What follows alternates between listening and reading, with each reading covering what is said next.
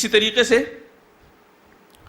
دوسرا سبب کہ آدمی اب ایمان لے آیا اور اس کے ساتھ میں عمل صالح بھی کر لیا، تو دوسرا سبب یہ ہے کہ بندہ تقوی کی زندگی اختیار کرے، متقی اور پرہیزگار بن جائے۔ کیونکہ بسا اوقات ایسا ہوتا ہے کہ آدمی عمل صالح کرتے کرتے بھٹک جاتا ہے، ادھر ادھر چلا جاتا ہے۔ زندگی کے بعض راستے ایسے آتے ہیں، بعض موڑ ایسے آتے ہیں کہ آدمی بہک جاتا ہے، ہم سب اس کا تجربہ کرتے ہیں۔ تو اس لیے جب آدمی کے اندر تقوی کی زندگی رہے گی نا تو وہ بہکے گا نہیں، ادھر ادھر جائے گا نہیں۔ اس لیے تقوی کی زندگی اختیار کی جائے۔ تقوی کس کو کہتے ہیں؟ ہم سب جانتے ہیں کہ اللہ رب العالمین کا خوف اپنے دل میں بٹھا لینا، اللہ رب العالمین کا خوف اپنے دل میں بٹھا لینا۔ اور اسی طریقے سے تقوی اس کو بھی کہتے ہیں کہ اللہ رب العالمین نے جو کچھ دیا ہے اس پر صبر کرنا، جو کچھ دیا ہے نا اس پر صبر کرنا۔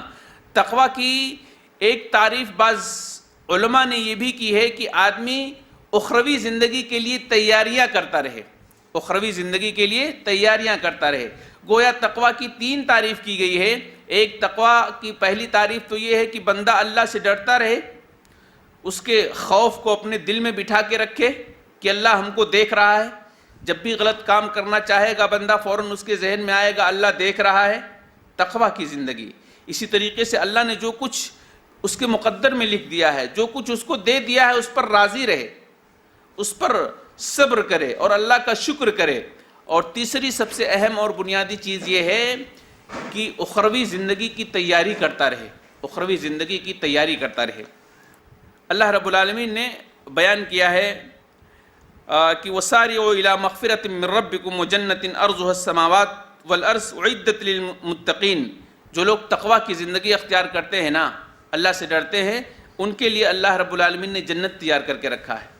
تو تقوی کی زندگی اختیار کرنے والے لوگ جنت کے حقدار بن سکتے ہیں۔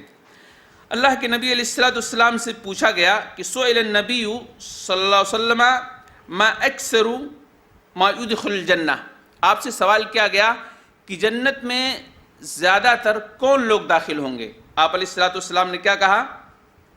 جو تقوی کی زندگی اختیار کرتے ہیں اور جن کے اخلاق اچھے ہیں وہ لوگ سب سے زیادہ جنت میں داخل ہوں گے۔ دیکھیں یہاں حسن اخلاق کی بات اللہ کے نبی صلی اللہ علیہ وسلم نے کی۔ تقوی کی زندگی اور حسن اخلاق کیوں ایک ساتھ ذکر کیا؟ اس لیے کہ جس بندے کے اندر حسن اخلاق نہیں ہوگا، یعنی اگر بندہ اچھے اخلاق کا مالک نہیں ہوگا، گڈ کیریکٹر نہیں ہوگا، تو پھر وہ تقوی کی زندگی اختیار ہی نہیں کر سکتا ہے، وہ متقی اور پرہیزگار بن ہی نہیں سکتا ہے۔ اس لیے اللہ کے نبی علیہ السلام نے دونوں کو ایک ساتھ ذکر کر دیا ہے۔